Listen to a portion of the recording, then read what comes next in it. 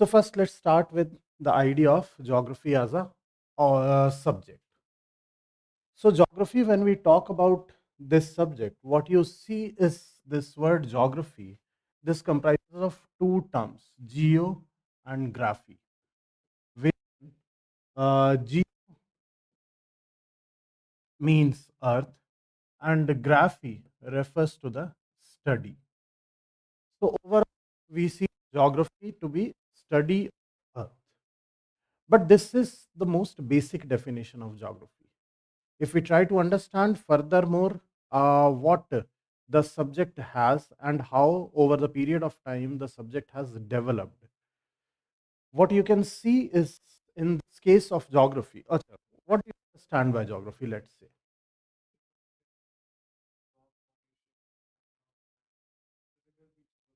physical features of the earth that comprises of geography. Chalo, yes. So, talking about geography, first thing, when this subject started. So, the subject, when started, definitely the idea was geography would be the study of physical features of the earth, which we now call as physical geography. But over the period of time, the idea was that uh, human beings living on the earth, primarily the idea is any subject when you are studying, what is the purpose of studying that subject? The purpose of studying any subject would be to correlate it with ourselves, that is human beings. So in this case, the argument was that because human beings or man is living on the earth, you can't isolate human beings or the man from the earth, or you can't isolate earth from the human beings. That's the purpose of a study of any particular subject. And that's where one more branch of geography came up now, which was called as human geography.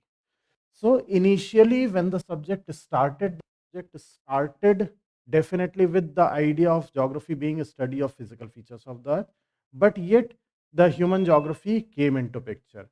And so here what we see, first type of dichotomy. Now dichotomy, when we say dichotomies are the ideas parallelly existing. So when we see the first type of dichotomy that came up in geography, that was physical geography versus human geography.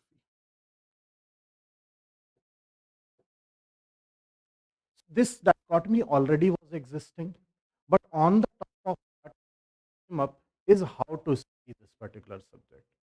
And when it came up to how to study this particular subject, the idea was that parallelly you are going to study physical features of that is physical geography as well as human geography. But the dominant question was not settled. Let's say, for example, one set of geographers believed in something called as determinism. If I write over here, determinism. So determinism, what does determinism means? Determinism, what does environmental determinism? This believes in the nature being the master. So overall, the idea is nature is the master and man is the slave, which roughly means that we are simply following the dictates of earth. And now let's take, for example, the climatic regions or the terrain, the topography of any particular region. So if you see climatic regions initially, let's say now with determinism, Aristotle came up, and Aristotle talked about the human beings living on the earth in different parts purely based on the climatic conditions. So what Aristotle did in the beginning is Aristotle divided the earth into two zones, one called as ecumen, another called as non-ecumen. Simply, he was talking about the habitability, and ecumen he identified as those regions where the habitability is there. So according to Aristotle, he said that ecumen region comprises only of the temperate zones. The torrid zones, which are equatorial and tropical regions, very hot to live. Similarly, the frigid zones, which are very cold, they are very cold, too cold to live. So he identified ecumen region to be the temperate zone. Further, in this particular school of thought, that is deterministic school of thought, came up where the geographers have argued to the extent or to the level where each and every aspect of human beings or human society is dictated by the nature. Take, for example, when we talk about the social arrangement, we talk about a group of people, group of population, a society coming up, what would be the societal traditions, okay, how they will live, what clothes they wear, what food they eat, all of these aspects in one way or another is determined by geography only. So you will see, take for example, okay, when I divide India itself, okay, geographically I divide India into the eastern side plus coastal side, which is rice dominant region, whereas the northwestern and western side would be the wheat dominant region. Why is this so? It is because rice requires higher amount of rainfall. So wherever rice would be grown, the rice will become a staple food over there. Similarly, when you see the coastal region, owing to their location, the coastal region will have more of marine resources in their food, including a lot of fish eating and all. So all of this straightforward determined by the environmental conditions or the nature, let's say. More so over moving further, geographers came up like Ellen Churchill Semple. She talked about even about the impact of the geographical conditions or climatic conditions on the religion and the religious practices that people follow, citing the examples of religions like Buddhism. So that was one aspect or one school of thought that was called as determinism. But along with that, one more school of thought came, which thought otherwise. And this school has been called as possibilism.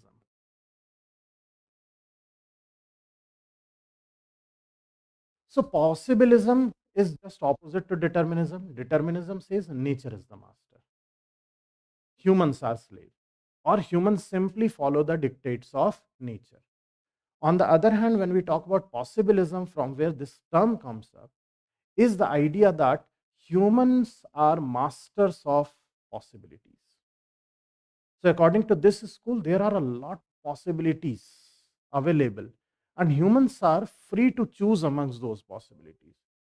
So, it identifies the strength of human beings, the capability of human beings to choose amongst different options.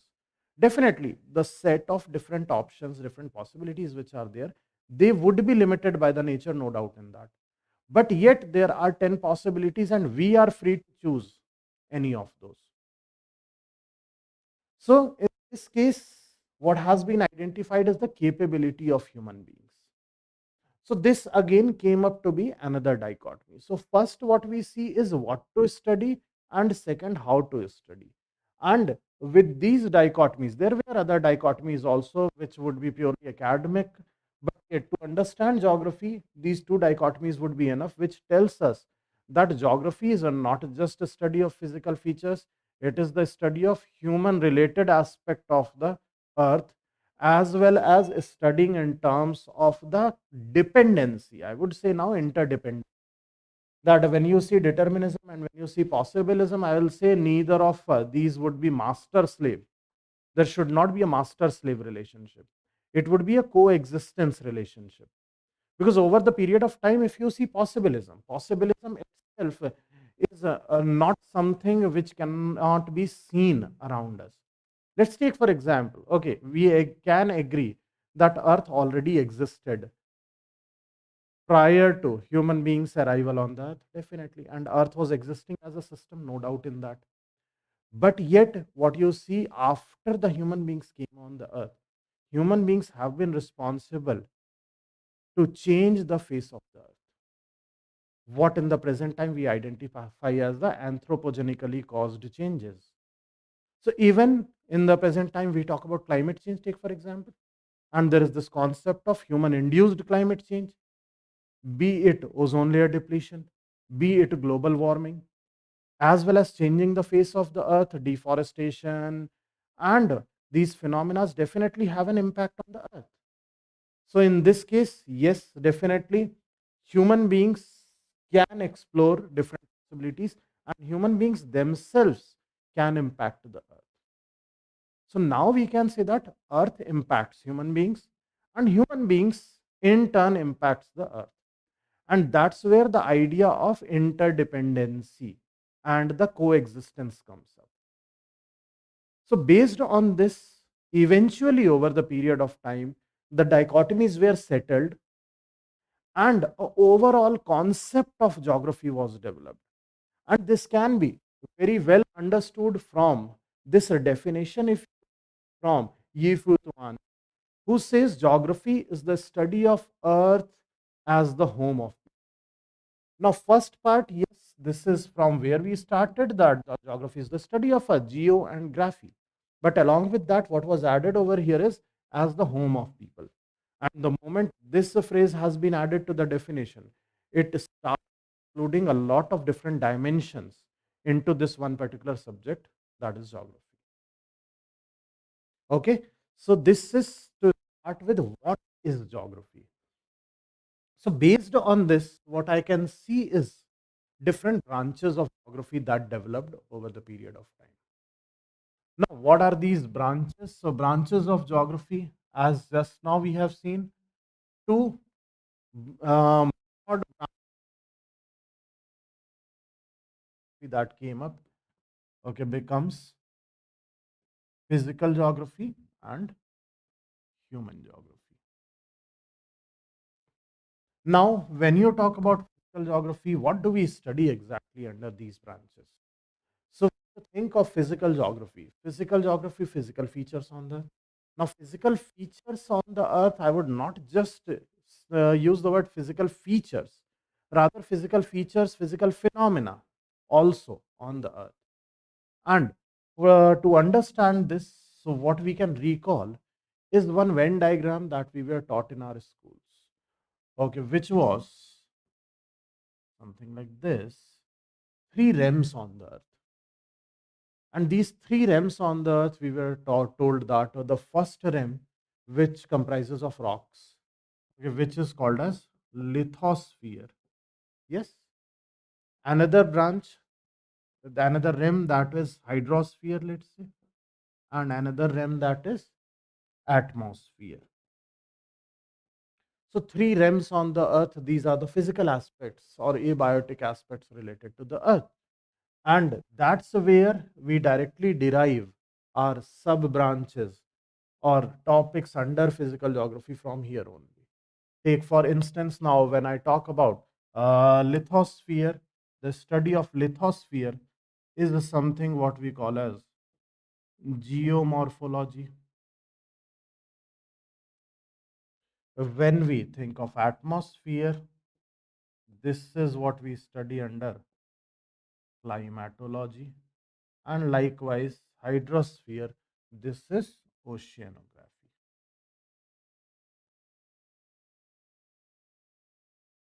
So these are the three basic subdivisions under physical geography.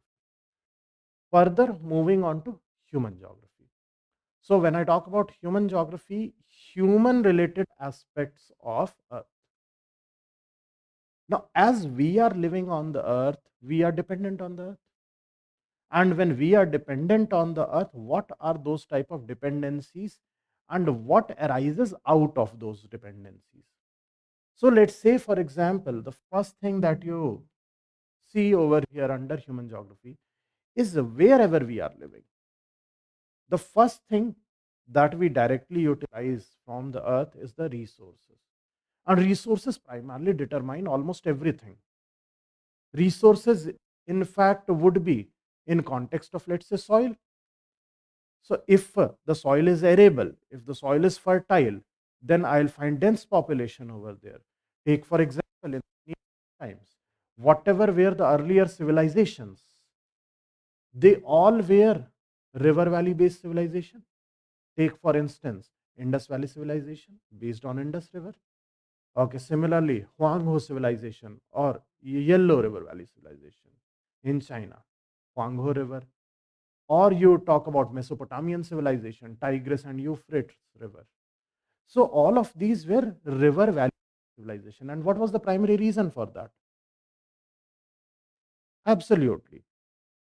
because along the river banks there was a lot of fertile soil available. So when we started with settled cultivation, fertile soil came very handy. So this is one type of resource you talk about. Okay, that is soil. Eventually, when other economic activities developed over the period of time, we have been dependent on the mineral resources. We are dependent on energy resources, what is available. So overall, resource is the primary determinant over here in terms of settlement. And that's where you can talk about resources over here. So when you talk about resources, along with resources comes up how you use the resources. So how you use the resources, that is either you are using it in secondary sector economic activities, industries and all. So all of this aspect of resource, industries and everything developed in the form of what we call as economic geography. Yes. Then similarly, along with that, once economic activities, economic geography has been talked about, based on resources and all of the terrain, topography, climate, people will settle somewhere. When people settle somewhere, this becomes another task of geographer to understand those settings. And when I say understanding the setting, it's not just about settlement, it's about the characteristic of the population itself.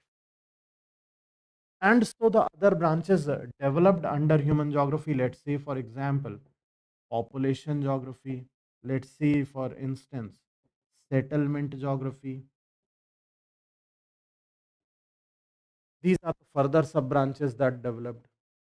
Similarly, once settlement and all developed properly, then started something called as power struggle. So, say for instance, in the ancient times, in the earlier times, if you see, kingdoms were there. Kingdoms used to fight amongst each other for power. Later, when the concept of nation state developed, okay, now we see nations fighting against each other. We have seen World War One, we have seen World War Two. In addition to that, over the period of time, we have seen a era of very active era of colonialism. Now, if you see all this aspect of power struggle and our example of colonialism, take for instance the colonial powers of those times. Who were the major colonial powers? British were there, Portugals were there, French were there.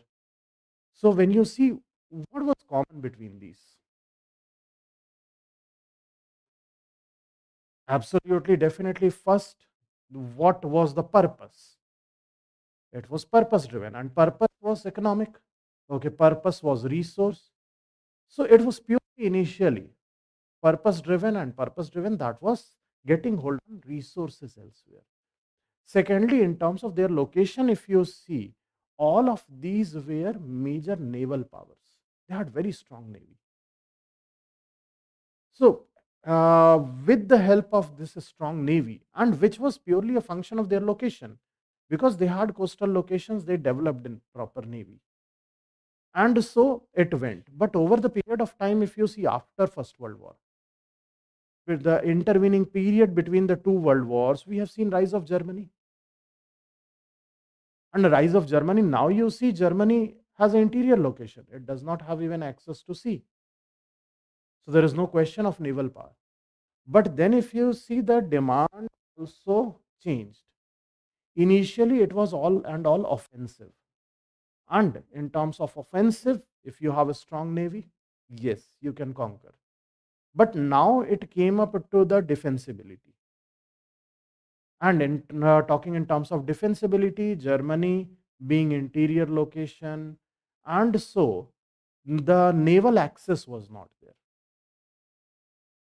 And so it was free from any threat from these major powers, naval powers of those. And so it emerged as a major power in the intervening period.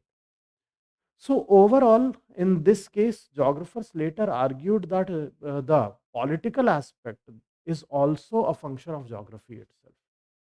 And so, a lot of different theories like heartland theory, rimland theory, okay, which can be developed later. Just giving you an example. Okay, these theories definitely played a role, okay, in understanding the world political structure and world power struggle. And that's where another sub branch of geography came up, which now we call as political geography. So overall, in this case, what we were looking at are the different branches, physical and human geography, two branches of geography, and under that, how different sub branches have developed. So in this case, overall, if you see different branches of geography, if I have to summarize over here, physical geography told you the geomorphology, climatology, oceanography. You can see economic geography over here. The cultural geography is primarily related to the population aspect that we have seen. Okay, going beyond that, settlement geography, political geography, and a most recent development in geography as a subject has been environmental geography. And environmental geography, especially in the present time, has become very popular as a sub branch, because of the issue climate change, loss of biodiversity, and all of this purely dependent on the geographical aspect. Definitely, environmental geography has developed as a most recent development under this subject. So, these are different branches or sub branches under geography. Now, based on this, let's try to understand, first of all, when we think of geography as a subject and as optional. Okay. Understanding geography as a subject is one thing, but what this subject entails as a optional in our examination. For that to understand, first let's take a look at the syllabus. What is this? And the most important thing we say for any optional, it's not just about geography. Any optional subject you talk about, the first and foremost task that you have to do is you have to decode the syllabus. You will have to understand the flow of the syllabus, because the syllabus is actually very logically arranged anywhere. And when you start a subject understanding the logic of the flow of the syllabus, automatically in the examination it shows. When you are writing the answers, you can make the interconnections very easily, which is a prerequisite for writing good answers. So over here, if you see the syllabus, paper 1, paper 2, first paper 1 is divided into two parts. So 10 units in total over here. In this case, so 5 units over here, units over here. This is what is part A of paper 1, and this is part B of paper 1. As the syllabus says, part A is the physical geography and part B is the human geography. Now, overall, if we see the chapters under these subsections, first part A comprises of 5 units over here, part B comprises of 5 units. Part A, if you see, this is exactly what we were talking about here, the three realms on the earth: lithosphere, atmosphere, hydrosphere. Related to that, geomorphology, climatology, oceanography. So the same division you will find over here: geomorphology, climatology, oceanography. Going beyond that, one chapter which is biogeography, which purely talks about nothing more than soils, their distribution and all, because that becomes the most basic natural resource, followed by environmental geography. That's one part. Part B is purely human geography aspect. And human geography aspect again is exactly similar to what we have seen or developed just now.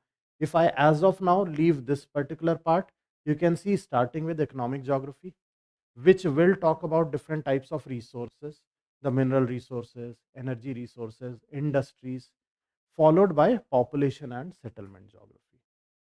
These two right now I'm talking about. Rest we will be now taking up with paper 2.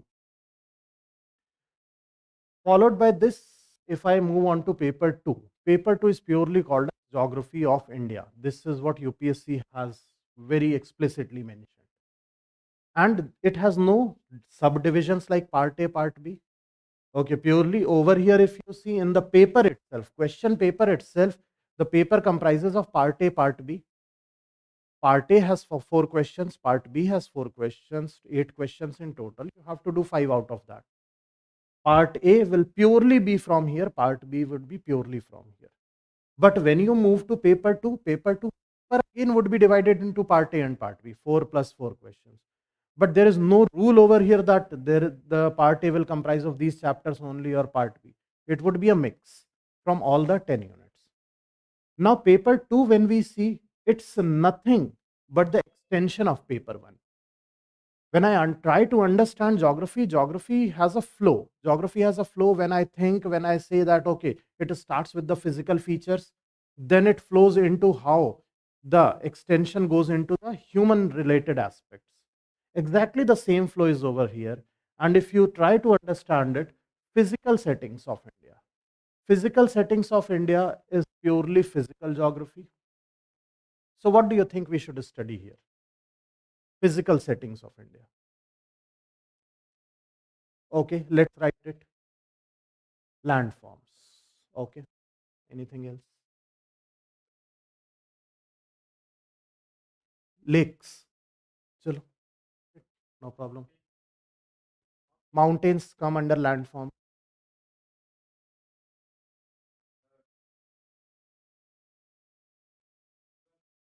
Rivers. Okay.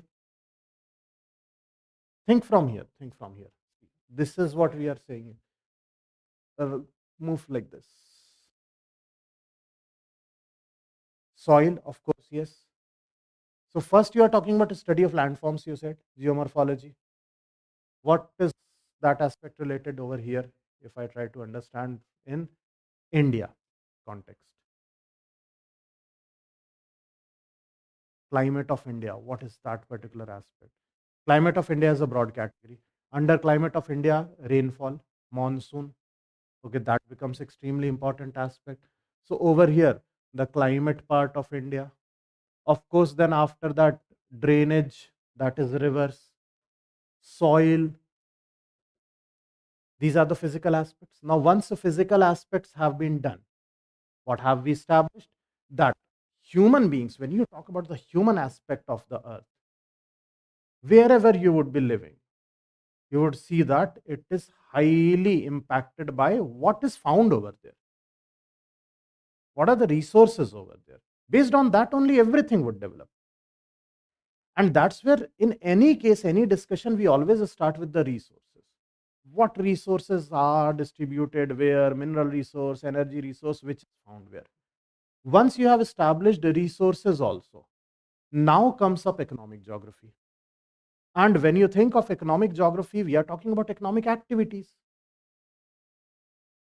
Now, let's say if you are living in an area where there are no mineral resources, but rather you have fertile soil, what will you do? Agriculture, correct? But if you are living in an area where rather than fertile soil, you have a lot of area where iron ore is found, what would be the major occupation of people in that area? Iron and steel industry, industrial workers. So it becomes very obvious that whatever resources are there, economic activities would develop based on that. And so when I go to economy, the economic activities have been divided into how many types? 3 basic types of economic activities are there: primary, secondary, and tertiary economic activities.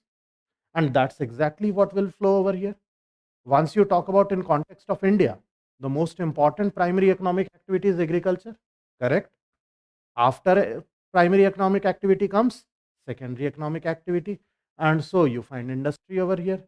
After that comes the support system, the tertiary industries and all. You find transport, communication, trade. So a natural flow from here to here. Got my point? So this is economic geography aspect. Once economic geography has been understood, after that you talk about people. Study the people, human aspect, and that's where you have one chapter that is called as cultural setting and another chapter called as settlement. In cultural settings, primarily this is population geography. And in here, under this chapter, we try to establish the population structure of India. It's not just about the total population of India. Okay, it's about what are the quality of this population, characteristic features, and characteristic features what primarily we call as a demographic attributes. So how do you identify quality of a population? Well, absolutely yes. Literacy rate, infant mortality rate. Yes, anything else? Female infanticide, yes, of course. What we can overall broadly categorize as the sex ratio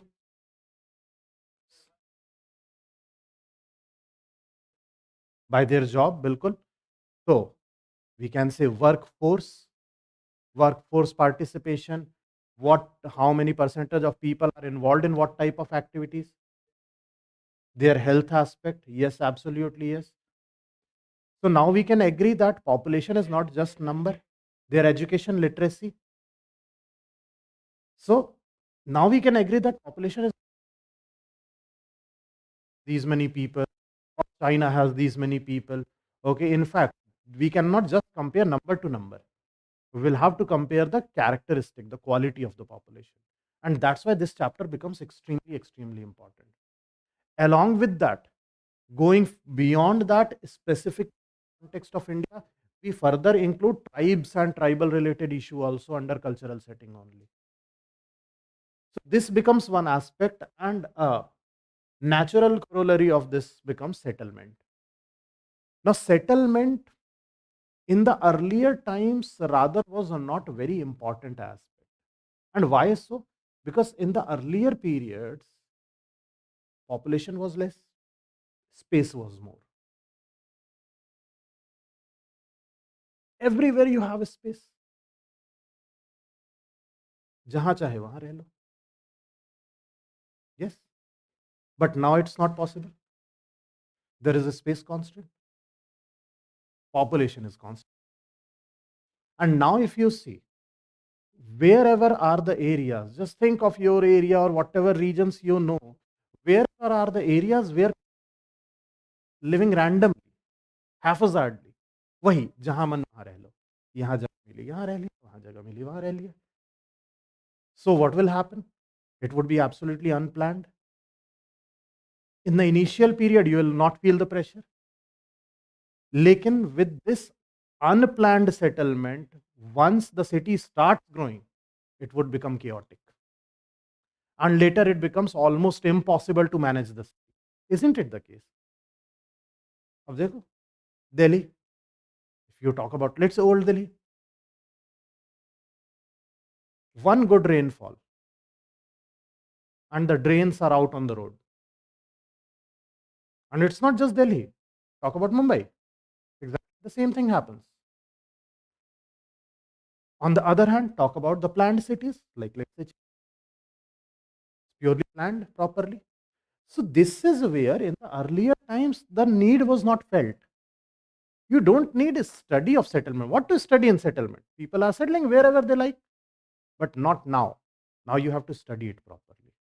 And that's where settlement geography came into picture. And now it is becoming more and more a very popular a branch under geography. Especially you may have seen government has launched schemes like a smart city program. With all of these, the need is there. And so under this primarily what we study is what are the different types of settlement, how the distribution in India is there. Along with that, most importantly, the urban geography, urban settlement geography, because mostly the problems are there in urban areas. The same environmental issues, pollution issues are there, congestion is there, traffic issues are there. So all of this comes under urban geography, and that is what we try to establish over here. Once this has been done, okay, so when I go back to paper 1, the next chapter, if you see, after this, population and settlement geography. So this done. Now just think, you have studied physical features. Then you studied that based on these physical features, what are the resources found here and there. Then you also talked about what the people living over there, what are the different economic activities, occupations they are involved in. And then, in addition to that, you also talked about how they live, where they live, everything done. So I may think that everything is settled now for geography. But there is one more problem. The problem is the conditions would not be even for everyone or similar for everyone. When you talked about resources only, some areas are rich in resources, some areas are devoid of resources. When you talk about settlement aspect related to terrain or topography, you see some areas like plain areas across the world. Plain areas are the most densely populated areas. Okay, whereas hilly regions, let's say for example, would be sparsely populated. That's primarily because of terrain, topography, climate related to that. So this is where you see that every area is not same, and that will give rise to disparities in terms of development. All of these are developmental aspects, and so there would be disparities in the development. Now, this disparity in the development will give rise to what we call as regional disparity. And regional disparity is purely a function of geography. Regional disparity, region we are talking about. So now the last task of geography is to try to understand this regional disparity. Why the regional disparity is there? Take for instance, when we say underdevelopment of Northeast India, uh, underdevelopment of the areas of India, desert areas of India. Okay, these underdevelopments are there. If I try to figure out the causes of this, definitely one basic cause can be administrative apathy, ignorance from government. That is one common thing anywhere. But more so over going beyond that, if you see all of these areas now, especially hilly areas or northeast region, one aspect comes is accessibility, connectivity aspect. Another aspect that is dense forests, and so exploitation of natural resources is very difficult, and all of these becomes geographical factors. So that's what we try to establish in the last part, and based on these regional disparity understanding, we try to figure out how to solve this problem, and that is what we call as regional planning. Planning for the regions. What regions? Exactly the same regions that I told you: desert area development, hilly area development. So this is what we study under regional planning, and that is exactly what you will see over here also: regional development and planning. Now you'll see in paper 1, paper 2, the same chapter is there, but over here in paper 1 is written only regional planning, whereas in paper 2 has been written regional development and planning. Why this difference?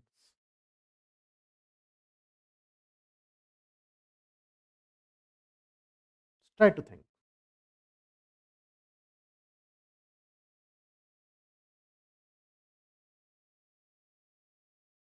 ठीक है? Okay. Why this term regional development does not appear in paper 1? Only regional planning they have said.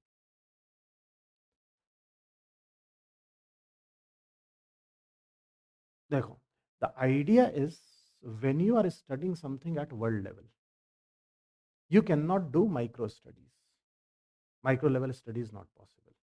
You take each and every region of the world and then you study their developmental aspect and all. Lekin the moment you come to paper 2, that is India, you will have to do micro studies. You will have to identify region to region what is the developmental status. Secondly, primarily it is the difference based on the syllabus. In paper 1, what are you going to study under this chapter? Basically the basic concept of regional planning. कि भाई, how many types of planning are there? How many different approaches to regional planning are there? Which means theoretical aspect. ठीक है? अब जब we reach to paper 2, directly we will use those concepts into the regional development aspect.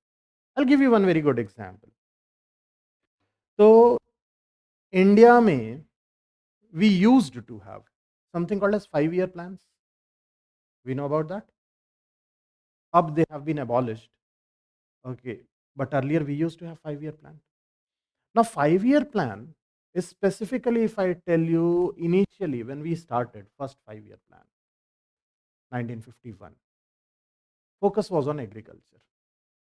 But later, from second and more specifically from third 5-year plan, the focus shifted to industrialization. Establishing heavy industries. Now you tell me कि अगर India में इतनी poverty थी, basically India में at that time middle class was almost non-existent. Given the income disparity, on a very broader scale, we can say कि एक class था जो लोअर क्लास था, एक क्लास था जो अपर क्लास था. Middle class was almost non existent. तो इसमें हेवी इंडस्ट्रीज का फायदा किसको मिलने वाला था? इंडस्ट्रियलिस्ट. हाँ, ठीक है. हाँ, absolutely. On one hand, okay, when later, in fact, Mahalanobis committee and all were established to study this disparity also, okay, they found huge disparity. And definitely the case is कि industrialists benefited from this. लेकिन what was the rationale behind this? There must have been some thinking ना from the side of government कि क्यों ऐसा करें? क्यों नहीं directly ऐसे जॉब्स क्रिएट करें जो डायरेक्टली पुअर को बेनिफिट करें? Rather than via going through industrialists. The idea was one concept that was followed, something you may have heard of, trickle down effect. तो ट्रिकल डाउन इफेक्ट कैसा होता है? जैसे let's say for example you have this soil, ठीक है, plants है, plants के roots यहाँ हैं, सॉइल लेयर यहाँ है, you apply water over here, eventually it reaches the soil. कैसे? Percolation, trickle down. तो यहाँ रीजनल डेवलपमेंट की एक थियरी है called as trickle down effect, which is economic primarily, which we study in paper 1. अब India में it was thought that trickle down effect will work. कि let's start putting the money where? On the top. With a belief कि अब ये यहीं पे accumulate नहीं रह जाएगा. हाँ, यहां से ट्रिकल डाउन होगा, बिल्कुल एग्जैक्टली सॉइल जैसे. लेकिन अब सोचो क्या किया जाए कि ये एक सॉइल लेयर है, मैं इस पे क्या करता हूं, एक प्लास्टिक शीट बिछा देता हूं and put some soil on the top of that. And now if I try the trickle down, कि put water over here and it will reach the roots, will it reach? एक insulation लगा दिया यहाँ पे, तो अब यहाँ पे क्या होगा, पूरा मार्शी होने लगेगा, पूरा एक्यूमुलेशन वाटर का will be in this zone only. This is exactly what happened in India. So it was believed that trickle down will be there, will happen, will put on the top, investment on the top, and this is the case that it will generate employment, and eventually the money is going to flow down to the lowest strata. तो ये funneling था, it was easy. Rather than taking up crores of people, you take up 10 industrialists, encourage them to set up the industries, put money into that, and from there it can reach to masses. But did it happen in India? No. Disparities still existed. Still we say rich are becoming richer, poor is becoming poorer. So it did not succeed. This is exactly the example I was giving you. Kaise we study paper 1 and paper 2.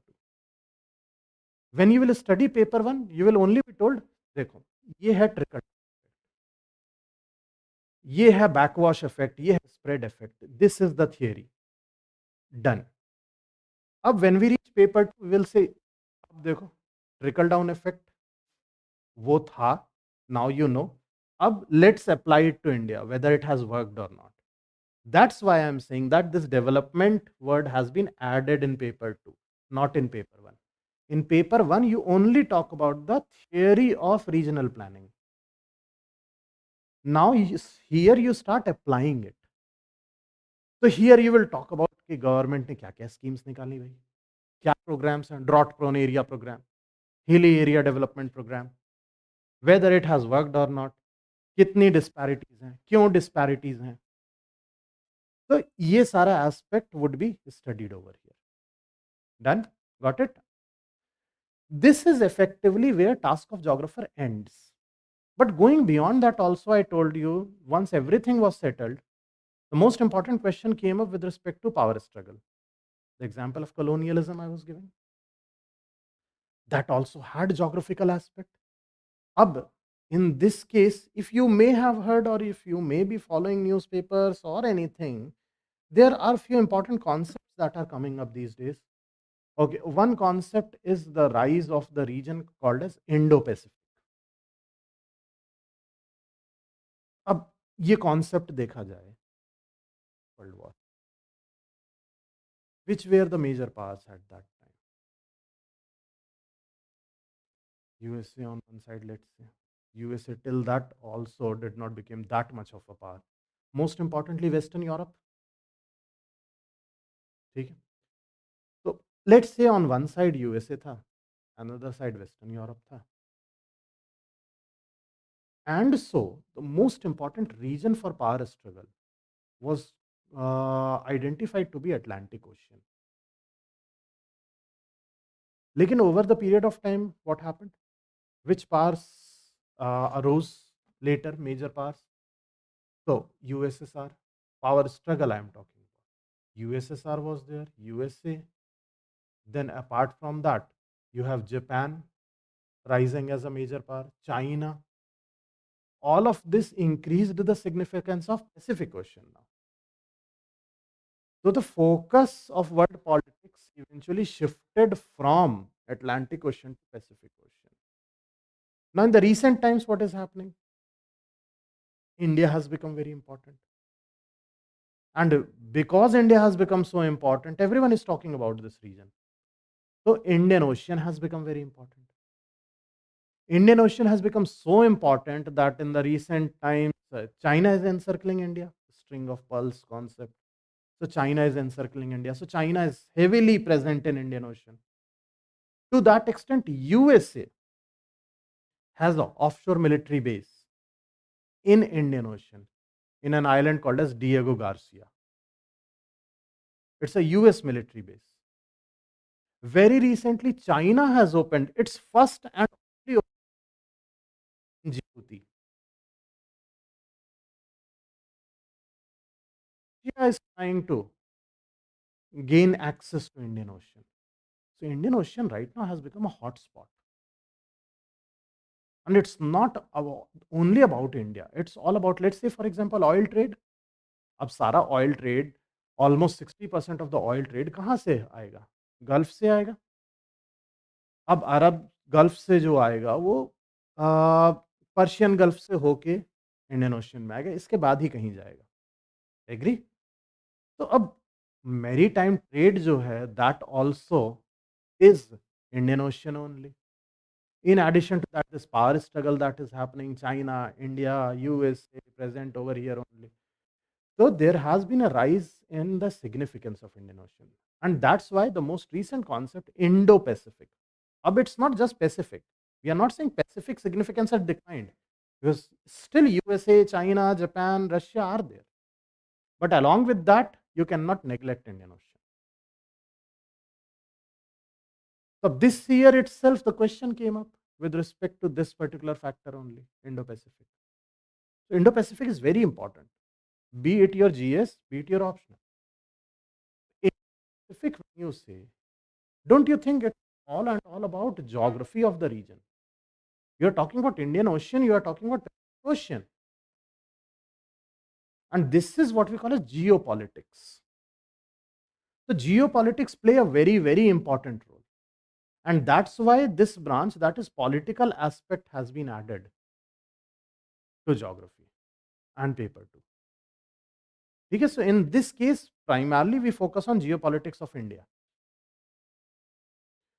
तो ये तो हो गया paper 2 9 chapters. Understood the flow? Last chapter is contemporary issue, which is pretty much like in any case we write miscellaneous. So whatever has not been covered under these, they have simply put those topics randomly under contemporary issues like desertification issue, environmental degradation, these things. Okay, paper 2 complete. Paper 1, going back to that, there is one chapter called as perspective in human geography and one chapter models and theories. Only these two are remaining. These are specific to optional. Perspective in human geography, here we talk about how human geography developed over the period of time. Because I told it started with physical geography. And lastly models and theories primarily जो भी models हैं जैसे trickle down effect बताया theory हो गई या फिर locational theories are there industrial location theory and so on all of that comes under this. So this is how your syllabus flows. Paper 1, paper 2. Now based on this, so and up to here anything to ask?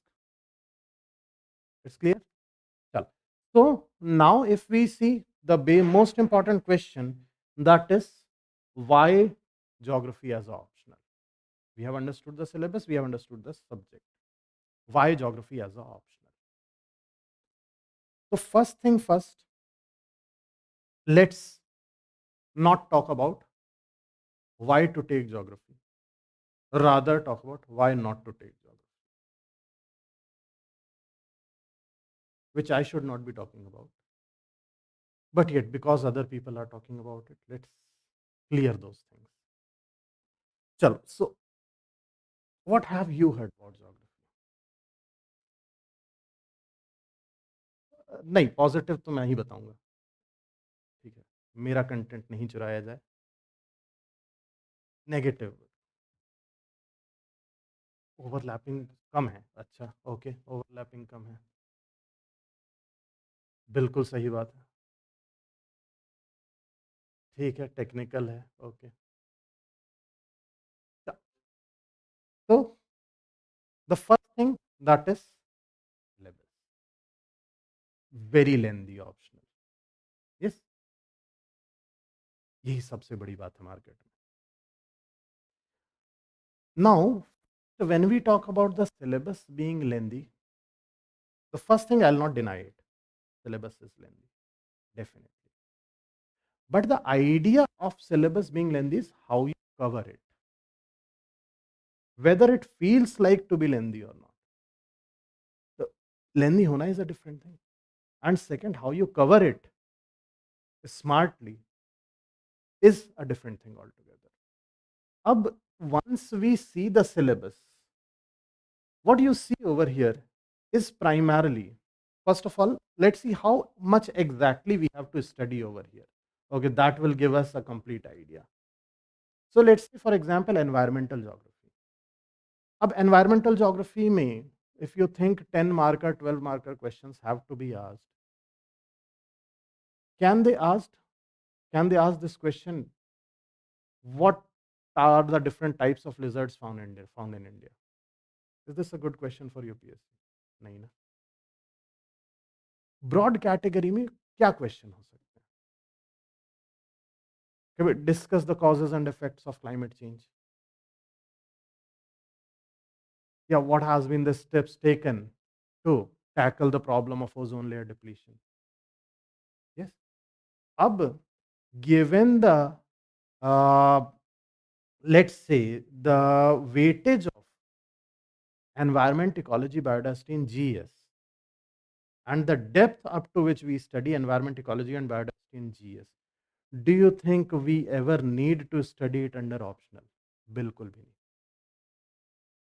अगर environment portion is a 10, what I have to study in optional is only 2. So let's say this one chapter, you absolutely don't need to study under optional also. This is in your optional, but whatever questions you will get, you can tackle it directly from what you have studied in GS. Very well. One chapter done. Secondly, apart from that, models and theories is another chapter which you do not study separately. क्यों? अब अगर एक theory दी हुई है, इसके अंदर एक theory दी हुई है, demographic transition model. It has been mentioned in the syllabus. Demography is related to population. any society, how it makes transition in terms of population structure. अब ये यहाँ अलग से पढ़ना चाहिए या कहीं दूसरे चैप्टर के साथ पढ़ना चाहिए? Very obviously, when you will start population geography, doesn't it make sense that first you start with demographic transition model only? या फिर जैसे बताया ट्रिकल डाउन थ्योरी. अब ट्रिकल डाउन इफेक्ट और theory, rather than studying it separately, doesn't it make sense that I over here rather? Agricultural location, von Thunen's agricultural location model दिया है इसमें. कहाँ पढ़ेंगे हम? वेरी ऑब्वियसली यहाँ पढ़ेंगे.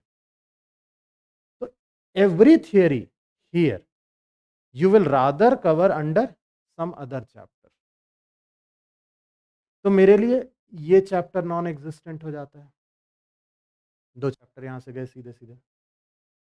इसके बाद next thing what I was calling as smart studies, smart coverage, कि paper 1 and paper 2 are not segregated. There is no water tight compartmentalization कि आप ये पढ़ो अलग वो पढ़ो अलग. अरे भाई, यहां अगर बोला जा रहा है कि पॉपुलेशन ज्योग्राफी पढ़ना है आपको, और यहां बोला जा रहा है सेटलमेंट ज्योग्राफी पढ़ना है आपको, और यहां बोला जा रहा है कि आपको सेटलमेंट पढ़ना है इंडिया का, ये 2 अलग-अलग चीज़ हैं क्या?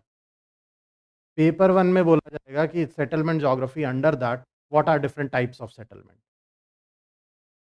Why people settle here, why people settle there. अब वहीं उसको we will not leave. Right from there we will pick up कि now based on this India में this are type of settlement, ये प्रॉब्लम है, एक्स है, Y है, Z है. तो मेरे लिए this chapter is not different, क्योंकि here I will talk about agriculture of the world, agriculture of India, one chapter there. Resources of the world, resources of India. Industries of the world, industry of India.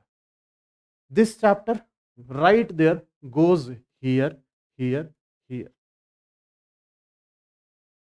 So now in paper 1, this is non-existent. Population settlement again goes directly over there. Cultural setting, settlement. So we generally club paper 1 and paper 2. We don't take it as separate chapters. For me, when I'm covering for examination, population geography is one chapter. World population and India population. So we start covering those under one grouping. Similarly, when you go to paper 2, तो यहाँ this would be clubbed, this would be clubbed, regional planning would be clubbed with regional development and planning. So in here, if you see, these chapters do not remain for separately for your studies. So in here, 1, 2, 3, 4, this not there, 5. 5, effectively 5 chapters you study specifically for paper 1. You go to paper 2. यहाँ पे contemporary issue is something you don't study separately. अब contemporary issue is all current affairs. वो भी static current affairs. Now this may sound illogical. If I say static current affair, it has no meaning. Current affairs is dynamism. तो static कैसे हो गया वो? Static current affairs का मतलब it is current, but these are those topics which do not change very quickly. Let's say, for example, I give you a topic which has been mentioned under contemporary issue, desertification. अब desertification is a current issue, but does it keep changing every year? From last 5 years it is a problem. From last 10 years it is a problem. So the content do not change. So that's where this specifically you don't separately study. Political aspect you don't study separately. Already told you. Your IR portion in GS is going to cover almost 5 to 6 times more than what is prescribed over here. क्योंकि in IR, in GS, you study whole of the world. Whereas in this paper itself mentions geopolitics of India. That's it. India मतलब south Asia, south east Asia, यहां तक cover करो, done. And whatever you study over there, only 5 to 10% of that would be enough for this chapter. तो यहाँ पे you are not studying this chapter, you are not studying this chapter, straightforward. So 8 chapters over here, 5 chapters over there, 13 chapters effectively हो गया. So syllabus itself becomes short. It's not just about what it appears. It's about how you do it, how you cover it. तो ये हो गई syllabus की बात. Syllabus लंबा है. अभी we'll talk about that furthermore. So first, when we talk about geography as an optional, what are the things that we can see as a beneficial point or pros of taking this particular optional? First thing over here, we are talking about scoring.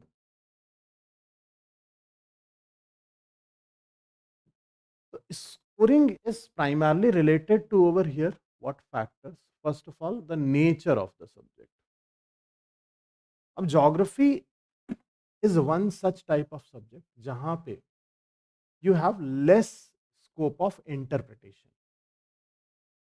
Interpretation is very less over here because more or less things are factual, otherwise they are established. तो जो interpretation करने में जो risk आता है, what is that risk involved in interpretation based questions? Is interpretations can be 10 different ways. You are thinking in one way, but it may not necessarily match with the interpretation of your examiner. तो यहाँ पे because interpretation part is very less, एक theory है तो theory है, nobody can change it. अगर Himalaya plate boundary convergence से बने हैं तो कन्वर्जेंस से बने हैं. Nobody can say that I think it is because of divergence. You are nobody to think about that. So there are some set facts, set theories, you can't deviate from that, which makes it a safer optional. Safety आ जाती है यहाँ पे. Along with that, second thing, the presentation aspect. Geography has a lot of scope of presentation. And it is a given fact. It's simply about if you will study GS parts also, anyone will tell you in answer writing, presentation is very important. And in GS also they tell us, if you can use flowchart, use flowchart. Spider diagram, map, जहाँ use हो सके. दूसरे subjects में we have to forcefully push things. अरे जरूरत नहीं है फिर भी बना दो एक flowchart.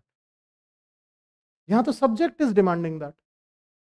You are writing paper 2. In every question you have a scope of drawing map.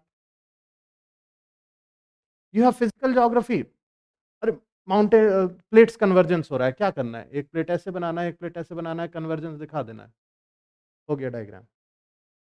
But in almost 70% of the answers, you can use graphical representations, diagrams, flowcharts, maps, spider diagrams, anything, which makes things simple over here, easy over here. Although there is a idea amongst people, मेरे पास आते हैं ऐसे queries कि I'm not good in drawing, how will I do it? My answer is, here we are not to become Picasso. Painting और ये diagram draw करने में बहुत बड़ा डिफरेंस है. I am not good at map making. Nobody is asking you to make a map to be published in atlas. अरे in your paper you get not more than 20 to 30 seconds to draw the map. You can't draw map for 5 minutes, na? 6-7 minutes is your answer time. So nobody is expecting perfect map, perfect diagram. और ये diagram के लिए skills क्या चाहिए? Drawing skills चाहिए. अरे mountain ही बनाना है, अगर फोल्ड माउंटेन मुझे ऐसे दिखाना है, खत्म हो गई बात. इसमें क्या ड्राइंग की है, क्या पेंटिंग की है मैंने. But it gives that scope of graphical representation. So with this presentation and the nature, what I see over here is the scoring geography becomes one of the, I'll not claim that it is the highest scoring optional. Okay, but it is amongst the 5 6 optional subjects which are there, from where highest scores come. And so we see very often, okay, people coming in the top ranks. Of course, so 2014 was the last time when we got AIR 1 from geography, ERA single. Okay. But it's not just about AIR 1. See, we are talking, whenever you talk about, or whenever someone tells you this score they have got, that score they have got, okay, that makes no sense. What makes sense is all the people who have been selected from that optional, you take out their average score. Then it makes sense कि भाई average क्या आया है, किसी एक का इतना आ गया, किसी एक का उतना आ गया, that doesn't make sense. So over here what we see is the averaging of around 270 to 280 we get over here. I'll go to that aspect also if people are fascinated by that. Okay, that here the scoring has been as high as 327 out of 500. If you go with high scoring part. But scoring here is very good. And that makes it a very attractive and safe. 2 words I'll use. Safe, I have explained it. No room for interpretation. If you have studied properly, if you know that your syllabus, you are going to score somewhere, let's say, without a special preparation also 250 you can reach. Okay, and 250 is not a good score, but that's what I'm saying, without any special preparation. जब आप normally point to point syllabus पढ़ के गए हो, इसमें add on किया जाता है answer writing skills, maps, diagrams, तो एवरेज स्कोर यहाँ पहुँच जाता है 280. ठीक है, और 300 टच किया जा सकता है very easily over here. Very easily मतलब ऐसा नहीं कि कुछ नहीं किया, और very easily, very easily means with mediocre effort अगर डाला जाए तो यहाँ स्कोरिंग होता है. And that is the reason why again I would emphasize that if you see UPSC annual reports, okay, that's the genuine source, straightforward. You can download it from UPSC website only, annual reports. You will see if 10,000 to 11,000 people are appearing in mains, you will see very easily 4,000 plus students from geography only. These many students taking up geography option, that is the attractiveness. Okay, from selection point of view, 1,000 selections coming, you are easily going to get 250 around that from geography optional. 1/4, almost.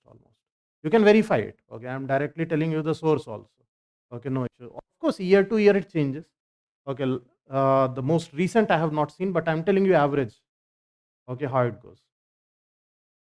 Almost 20 to 25% selection तो geography से हो ही रहा है. Scoring, average scoring भी high आ रही है. And number of people taking this optional is also good. So that is one aspect over here. Another aspect would be now the GS overlap. है ना?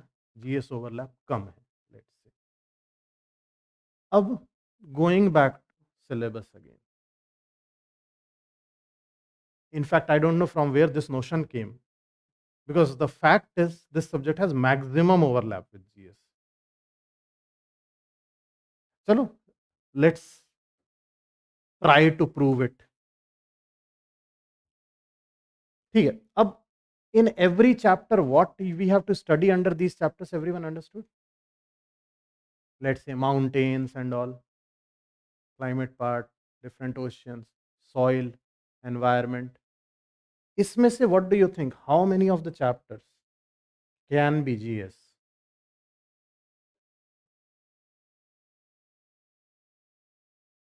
Count it total, tell me. कितने chapter GS में use हो जाएंगे?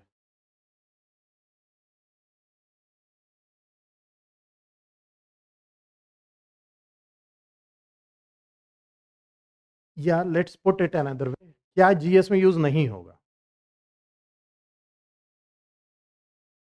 Perspective in human geography, क्योंकि यहाँ तो मैंने बताया ह्यूमन ज्योग्राफी का डेवलपमेंट पढ़ाया है. which thinkers and all, models and theories.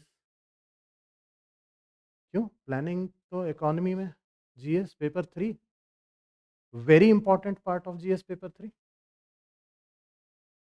अरे 5 ईयर प्लान्स और ये सब नहीं पढ़ते हैं हम, पढ़ते हैं ना, रीजनल डिस्पैरिटीज इन इंडिया, तो बहुत मेजर पोर्शन है पेपर 3 का. पेपर 1 से स्पेसिफिकली दीज 2 चैप्टर्स, ठीक है, which are not there. Rest 8 chapters directly used, mountains and everything, we get a good number of questions also from here, soil and everything. environment told you GS big portion. Paper 2 में बताओ कौन सा chapter है which we are not supposed to study under GS?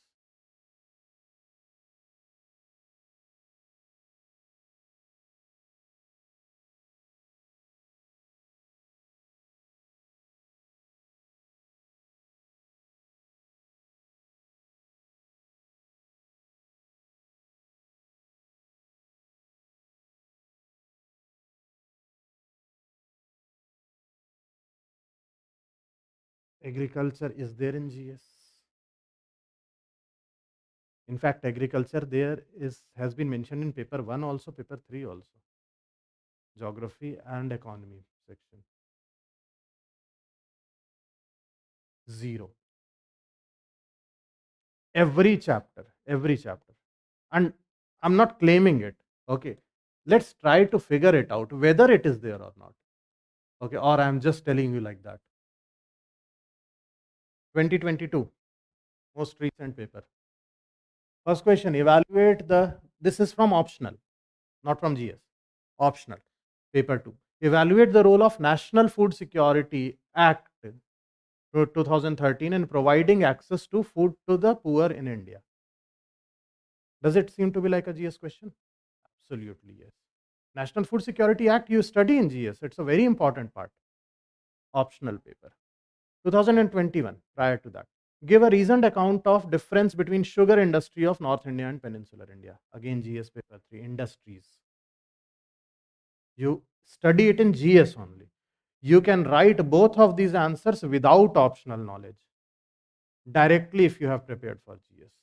From optional economy. I'm just citing examples, what type of questions we are getting. Another question we got last year, the most recent paper. Incidents of extreme rainfall and flash floods in recent times have led to devastating consequences for people living in low-lying areas and floodplains of the country. Discuss. Do you need optional for this question? Floods का issue, low-lying area, problem है, बताना है. Do you need any additional information for that? Even right now also, if I tell you to write this, you will take some time, of course, but you will eventually end up writing it.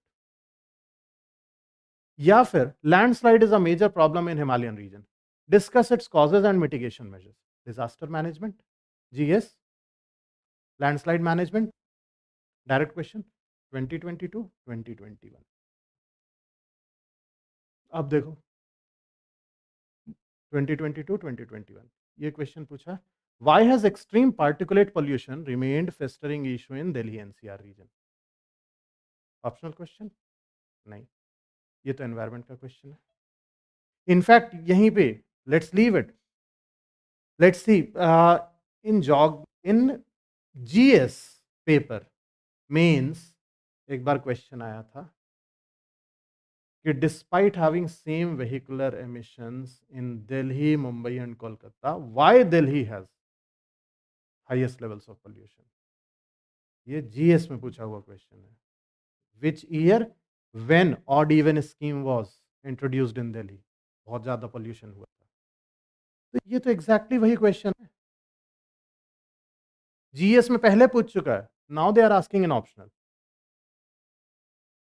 या फिर discuss the salient features of project tiger in India. अरे ये तो optional में we do not teach also. Project tiger तो पूरा का पूरा जीएस का एनवायरमेंट बायोडाइवर्सिटी पार्ट है. Let's see some other part. Interestingly 2022 last paper only, एक क्वेश्चन पूछा, Kala Pani dispute has opened a new front on India Nepal international border, explain. IR question pure. काला पानी इश्यू पता है, इंडिया नेपाल के बीच में हुआ था। या फिर discuss the geo political significance of quad in indo pacific realm with reference to marine trade in the region. देखो IR का क्वेश्चन। या फिर इन जनरल देखें तो ये भी दोनों मैंने 2022 से लिया है। Ground water contamination is in the fast expanding urban landscape of India appears to have become a major public health issue. Discuss. ये जनरल क्वेश्चन है, ground water contamination. Even those who are not taking, who do not have geography as optional, do you think they will not study this topic? ये तो पढ़ोगे ground water contamination. या फिर can the panchayati raj institution play a role in grassroots level planning in India? If yes, discuss how. ये geography का question है, कहाँ का क्वेश्चन है ये तो पॉलिटी है ना। तो इंटरेस्टिंगली जितने पार्ट अभी तक मैंने बताए, अब यहाँ से देखें तो 1 2, मैं 2022 के काउंट कर रहा हूँ, 1 2 3 4 5 6 7 7 क्वेश्चन इन टोटल। 3 क्वेश्चन होंगे इसमें, 7 question, and in fact it was not 7। All in all I have taken just for example 10 questions were directly general. you don't need optional information for that. लेकिन just think if you have studied that in optional, how good an answer you can write. Basic information तो मुझे already है. This is why we are calling it safe optional. Half of the paper, half of the optional, you already study in GS. You cannot escape it altogether, even if you take any other option. So it makes no sense when we say that syllabus is huge. होगा भाई, एक ही optional के अंदर हमने IR भी डाल के रखा हुआ है, पॉलिटी भी डाल के रखा हुआ है, जो ये इकोनॉमी भी डाल के रखा हुआ है, तो it has to be Indian society डाल के रखा हुआ है, population you study under this and all. And secondly cross over, once you study it over here with all the proper theories and all, when you get the same question in GS, how good an answer you can write over there, better than any other person who is just writing it for GS sake. Overlapping is heavy overlapping is there. Then in addition to that, another feature is this particular type of question, which is mapping. So एक compulsory mapping question we get in paper 2, mapping India. They will give you a map. What you have to do, you can read it over very clear, write in your QCA booklet, question come answer booklet, the significance of these locations, physical, commercial, economic, ecological, environment, in not more than 30 words. 30 words मतलब 3 line होती है, 3 line लिखनी है, 3 lines you have to write about any of these. अब यहाँ पे अगर देखा जाए with general information itself, with general information without any preparation, I should be able to write about Mahe. GS पढ़ेंगे हम, ऐसे भी पढ़ेंगे। Anything else? Read the list. 2 line लिखनी है।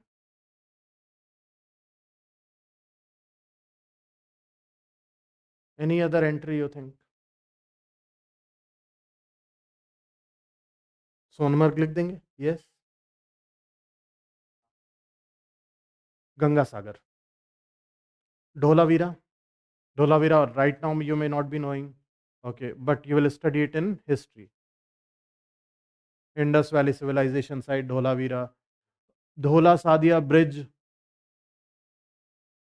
असम, करंट अफेयर्स में था, okay, straightforward. Talakaveri, Talakaveri, what can be it? Kaveri का ओरिजिन पॉइंट, GS में पढ़ते हैं। तो without any basic preparation itself, for 3 to 4 to 5 entries you can mark, and specifically when you prepare you can actually attempt all of these. तो यहाँ पे it does not become a rocket science. Simple India map होता है, उसमें भी you don't have to precisely mark. Because in India map you can not precisely mark any place रफली। तो अगर मुझे सोनमर्ग भी मार्क करना है तो मुझे पता है अच्छा कश्मीर में है। हाँ, yes। और अगर कुछ लिखना भी है तो क्या लिख दोगे, बताओ। ठीक है, लोकेशन लिख देंगे, लोकेटेड हियर और सिग्निफिकेंस, वेदर या टूरिज्म, सोनमर्ग टूरिज्म, हाँ, anything anything they have is given you all the scope, physical, commercial, economic, ecological, environmental, cultural, anything whatever you know. तो इतने सारे question which are general in nature and which can be very easily attempted, that's what we are saying is safe optional. इसके बाद most importantly एक और aspect या factor मैं जो यहां देखता हूं, that is the level playing field. Level playing field, how it is case. अब अगर geography if we see, geography is not a very popular subject in universities. So you will see in very less number of universities in India, geography is offered as a subject. आपने BA लिया है और वो लिया, उसमें geography becomes a part of that.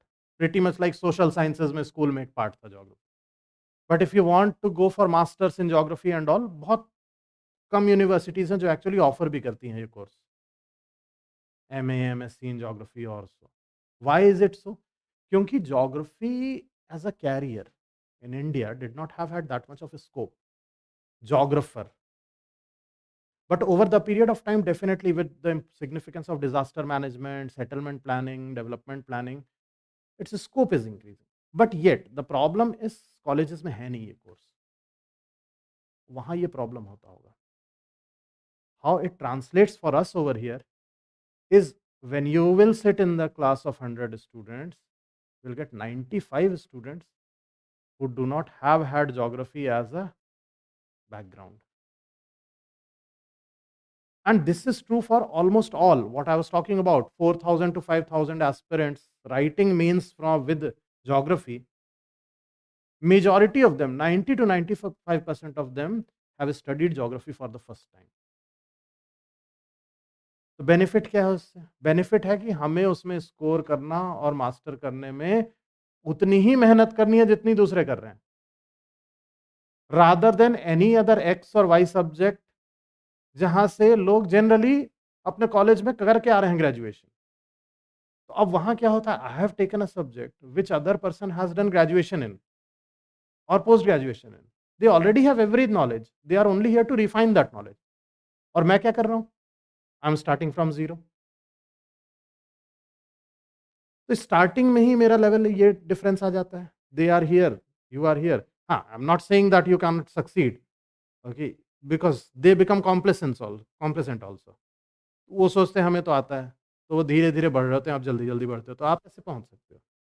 यहाँ मैं बोल रहा हूँ सब यहाँ है, अब सिर्फ आपको बराबर मेहनत करनी है, आप यहाँ पहुंच जाओगे। तो this is why here exactly what you see is another aspect I'll combine over here, which is the nature of the subject that is semi scientific। अब साइंटिफिक वाली बात करते हैं। अब सेमी साइंटिफिक हम कह रहे हैं, इसको साइंटिफिक नहीं कह रहे हैं। पहला बेसिक इशू ये है कि earth, when you talk about earth, earth is a system, earth is a natural system. अब नेचुरल सिस्टम जब हम बोल रहे हैं, let's say when human beings were not here on the earth, then also earth was there. तब ये अब human being नहीं रहेंगे तब भी अर्थ रहेगा। तो अर्थ तो एक सेल्फ सस्टेन्ड सिस्टम है। अब एक सिस्टम जब चलेगा, natural system, that will run according to natural laws. If you see what we are trying to achieve by studying, let's say physics or chemistry, क्यों आया?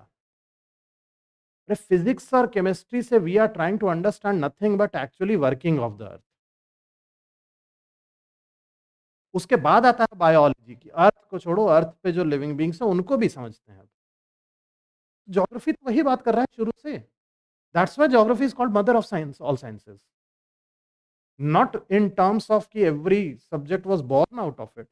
Geography is rather pretty new, but because it encompasses everything. जो बाकी subject मिलजुल के करना चाह रहे हैं वही ज्योग्राफी पूरा ओवरऑल बात कर रहा है. तो अब इफ यू आर एक्सपेक्टिंग कि ज्योग्राफी को हम फिजिक्स के लॉज के बिना पढ़ लेंगे तो ऐसा तो होगा नहीं भाई, अर्थ तो नहीं से चलेगा. लेकिन हम सेमी साइंटिफिक इसीलिए कह रहे हैं इसको, क्योंकि अगर मैं बोलूं चलो कि क्लास स्टार्ट करूं और मैं बोलूं न्यूटन के ये लॉज हैं, ग्रेविटेशनल लॉ का ये, ग्रेविटेशनल फोर्स का ये फॉर्मूला है, इलेक्ट्रोस्टैटिक फोर्स का ये फॉर्मूला, नहीं, बात ही नहीं करनी. We are simply not going to study any scientific theory और एनी साइंटिफिक लॉ. हमें उसका इम्प्लीकेशन पढ़ना है direct. So we are directly going to study that. There is no science involved over here. Basic concepts are involved. Definitely yes. We can't ignore it. लेकिन वो concepts वो हैं which never go beyond your 8th, 9th or max 10th standard science. 10th is also too much. I'll say up to 9th. इतना तो सबने पढ़ा है. तो इसीलिए we call it actually semi-scientific. Not scientific, not non-scientific.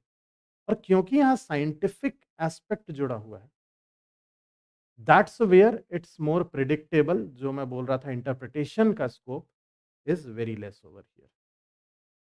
As a result अब क्या होता है, एक तो सेमी साइंटिफिक है, दूसरा सबको लेवल प्लेइंग फील्ड मिलता है. तो अब हम यहाँ जब देखते हैं जो aspirants who are taking geography किस किस फील्ड से आ रहे हैं भाई. इंजीनियर्स भर भर के ज्योग्राफी लेते हैं. क्यों? क्योंकि भाई इंजीनियरिंग तो बड़ी मुश्किल से पास हुई थी, तो इंजीनियरिंग के सब्जेक्ट लेने का तो कोई मतलब नहीं निकलता है. साइंस से नाता 12th के बाद टूट जाता है, तो मैथ्स फिजिक्स केमिस्ट्री लेने का कोई मतलब नहीं निकलता है. तो उसके बाद साइंस बचता क्या है, ज्योग्राफी ही साइंस बचता है. लेकिन along with that it is very popular amongst arts students also. क्यों? पूरा ह्यूमन ज्योग्राफी पढ़ा हुआ है. 60-65% of the syllabus he human geography है. भाई साइंस वालों को कहाँ फायदा मिलना है, एक पार्ट में फिजिकल ज्योग्राफी बस. वो कितना पार्ट ही है, 3 चैप्टर पेपर 1 में, 1 chapter paper 2. 1 chapter paper 2 is also factual now. तो 20 यूनिट में से 3 यूनिट में आपको थोड़ा सा फायदा मिलना है. The moment we come to population geography, settlement geography, यहाँ एज किसको है, आर्ट्स बैकग्राउंड वालों. They have developed more information about that under social sciences. तो यहाँ there is a edge for science background also. There is a edge for non-science background people also. So we get as much as diverse a crowd which comprises not just of engineers. In fact, for me, I've got a number of lawyers studying geography when they have law as an optional available. But yet, with be it engineer, non-engineer, lawyer, doctor, everyone is going to start from zero. So it's like fresh, all the kids enter the school. Now after that, do create those differences in the next 4 to 5 months. आप अच्छा practice करो, पढ़ो, you will rise. दूसरा नहीं rise करेगा. लेकिन you don't start with a disparity in the beginning. तो वो प्रिपरेशन में एक बहुत लेवल प्लेइंग फील्ड के साथ you get a good scope of improvement. Plus overall comparing every optional, all the optional combined, because the number of selections are good, very good in fact, and score average scorings are good, it proves to be a safe optional. Okay, so abhi tak any doubt, any question, kuch bhi clarification? No. So the last part now is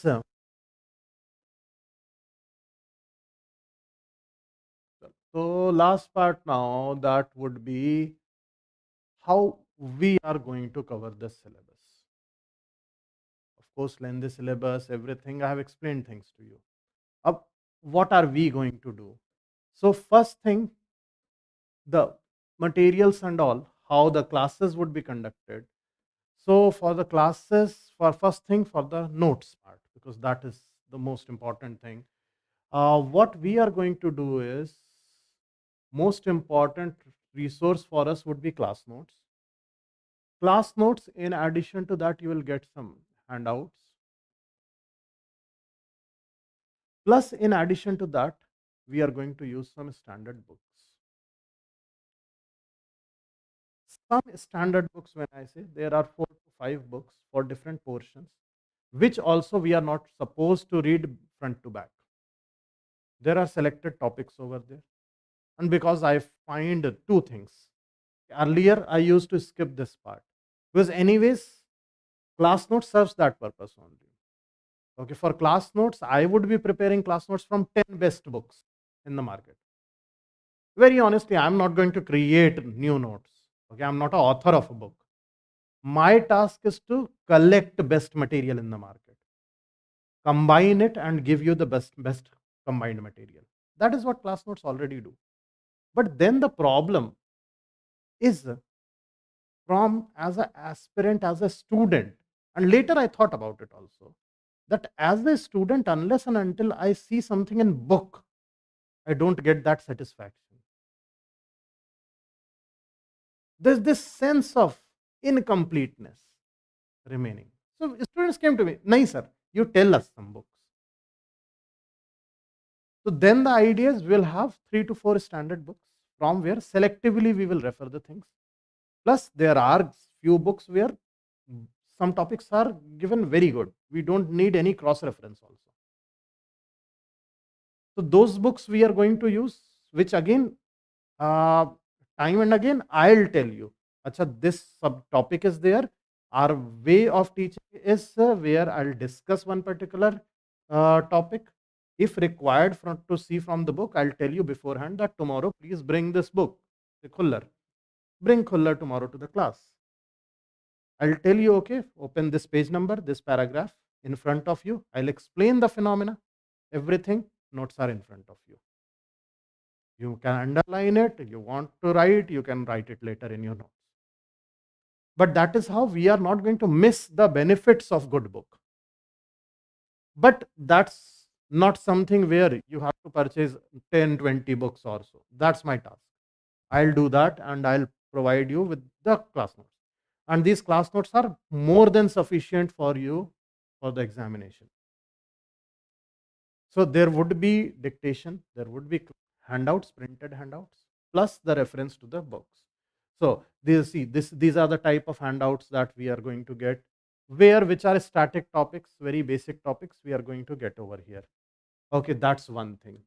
Apart from that, now, most important thing that I personally focus in the class is answer writing part. Because just covering the syllabus means nothing.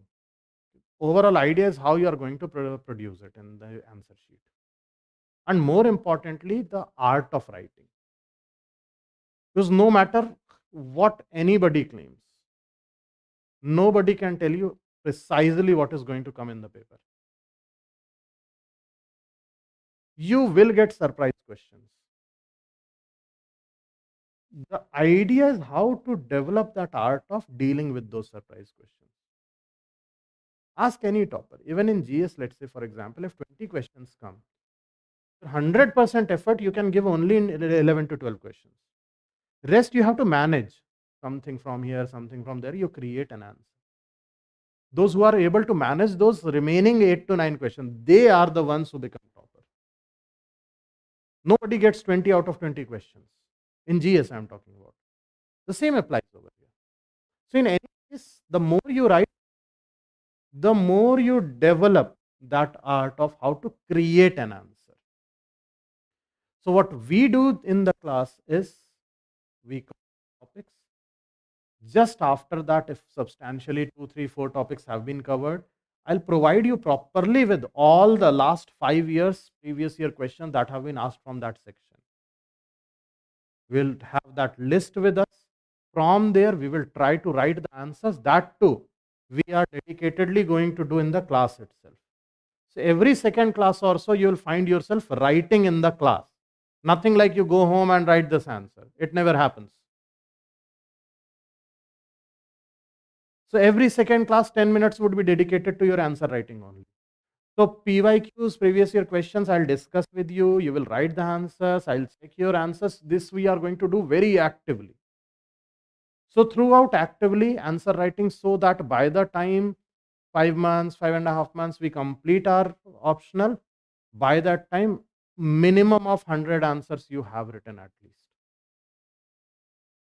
So that's what we are going to do with the question and answer writing. Along with that, the third aspect would be your participation.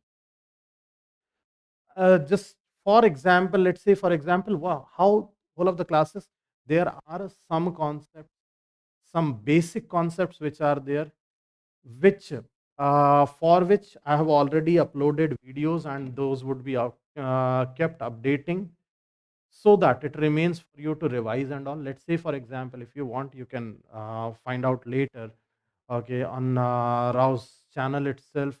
Okay, we recently have uploaded video regarding two climatic regions of the world: equatorial climate, okay, and the hot desert climate. So some static topics are there for which the videos are available. Of course, we are going to discuss those in class also. Okay, but those would be your revision part. That's one thing. Say, for example, this video, which is their tropical cyclones, have explained over here also.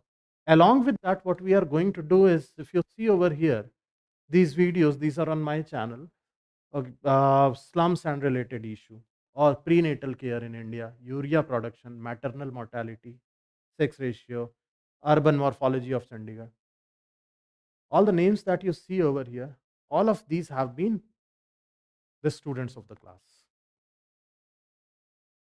So what we do is uh, very regularly, okay, we will be involved in presentation part. So we'll randomly give you some topics to prepare. You prepare a presentation. You come and give presentation over here. Okay, that's the part of personality development of yours. Secondly, apart from that, a lot of people would be given tasks for these type of videos to record, and nothing time wastage in that. Okay, it can be done with mobile recording normal these days, very common. Okay, you just record the video properly, send it to me. If proper, we'll upload it over here so that it becomes a common resource for everyone. So we are going to create a lot of resource base, not just the traditional method of teaching, just coming in the class, giving the lecture. That is anyways going to happen. Going beyond that, where I want to ensure more and more of participation. The more you participate, the more you get involved, the more interest you develop. And ask anyone which optional to take. Finally, it comes down to only one thing. Any optional you want to take, you take. Because I also will emphasize on this. Every optional is good. Because it is a subject matter. The only thing is, you should have interest in that. Because optional is something, one subject you have to study for one whole year, or in some cases 2 to 3 years. You have to keep studying it. If you have taken it for with respect to any other consideration, you are not interested just because everyone is taking, or just because topper came from there, or just because someone has scored high from there, and you don't have interest, you won't be able to stick to it. And people get selected from every subject. It's not that any subject goes for zero selection. Even if it is one, you can be one. Anyways, in our case, I told you 1/4 of the selection we are giving. So, interest part. And this is what generates interest. Once you start participating in the process.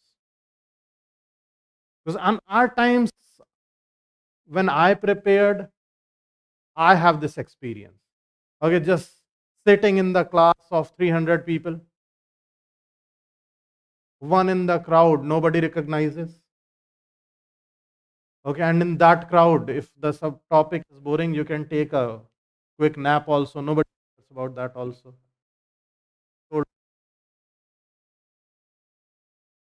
interesting you, because you are not a party to the process. Now, once you become party to the process, this is where you have this interest.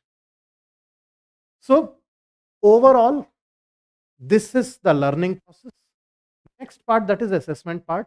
Quickly we'll see the assessment part primarily would go in stages. When I say assessment part, first assessment part would be a class test. Class test we would be taking up once a substantial portion is completed, because answer writing we would be doing regularly. So class test we would be taking multiple class tests during your course itself. Beyond that, the next part of the assessment would be where once we complete our course, let's say in November, from mid October or last part of October, we'll start with the test series. Now, this test series would be available to you with the course itself. Okay, although this test series outsiders also avail. Okay, those who have not done option over here or second or third timer, they take only test series. Okay, but for you it would be included in your course fees itself. What we are going to do is from October end we will start our test series. February, March up to there the tests will go on. After that I'll give you a break. So half of it is 10 test series, 5 you will write before prelims. Take a break for prelims, complete your prelims, come again, remaining 5 now will be taking place there with full length tests and all, and then you go to the mains. And even case of clearing the prelims, not clearing the prelims, whatever be the case, okay, the test series is anyways available to you. Okay, so this is where you see continuous assessment would be there. Okay, and you start once now. We are there with you for the assessment, checking, and feedback part till the end of the cycle. Till the time, not just that 4 months you do take the course and done. Now you are on your own. So there would be continuous assessment part. Shambhavi, completing the course online should be challenging. Nahi. Why? See, online or offline, the classes are going to be the same. Okay, the way in which we are going to conduct the classes or anything in this particular case, I would say, let's say, getting the answers checked. Getting the answers to those who are attending offline, they will directly bring me the answers, I'll check it. Those who are attending online, you can send it to me. Okay, that is how we do it. Okay, you can send it to me on WhatsApp or any other medium that I tell you. Okay, we can come upon that. Okay, I'll check you again, we will give you the feedback. So it's almost same. It's almost same. Okay, the only thing in online, the complacency comes. So that is on your part, you will have to take care of. Okay, attending the classes regularly, not dependent on recorded classes and all, because that becomes a completely different thing altogether. So regularity is required, that's it. Okay, so assessment part, our class part, our assessment part. So overall, throughout, I'm summarizing everything in the last, is overall learning. What we are talking about is when we start, okay, this is the phase where we start, where the learning is going to be very slow initially. Okay, initially, because initially you will not be able to participate also, because for participating you should know something. Initially it would be like concept building and all, which almost I'll say will go for 1 month. Lectures you will have to focus on understanding it, so the learning rate would be rather very slow. But then we will move on over here right there from the second month, let's say, to 4th month or so. Okay, where we will have maximum level of engagement. Okay, and this is where the fastest learning rate would be there. Okay, this is where major portion of our optional would be done. And last part, which we call it as mastery, let's say 5th month. Okay, but you see learning rate is slow. Why learning rate is slow? Because first thing, we have already written mastery. Okay, you have already attained almost the level of mastery. Secondly, these are residual topics now. Majority of the topics you have done. So now in the last part, last 1 month, topics would be like, this is the topic, you tell me the point, you tell me the point, you tell me the point, you tell me the point, ho gaya. Done, answer. Chalo, combine karke likh lete hain. By 5th month, I should not be required to tell you things. General topics, क्योंकि जो बताने की चीज थी वो यहाँ बताया जा चुका है, यहाँ बताया जा चुका, अब तो एप्लीकेशन पार्ट आ रहा है कि भाई this area has not developed, tell me how to develop it. अब ये क्वेश्चन आएगा, तो अब why should I tell you, you have read everything. तो last 1 month we will enjoy the final level, okay, जहां पे हम क्रिएट कर रहे हैं answer collectively, not just me, whole of the class is collectively doing that. Once we reach this level, after this, nothing but answer writings, test taking, and then we are ready for the examination. ठीक है, so this is overall how we are proposing to cover and how the classes go on effectively over here. So this is all about the optional subject as a optional and so on.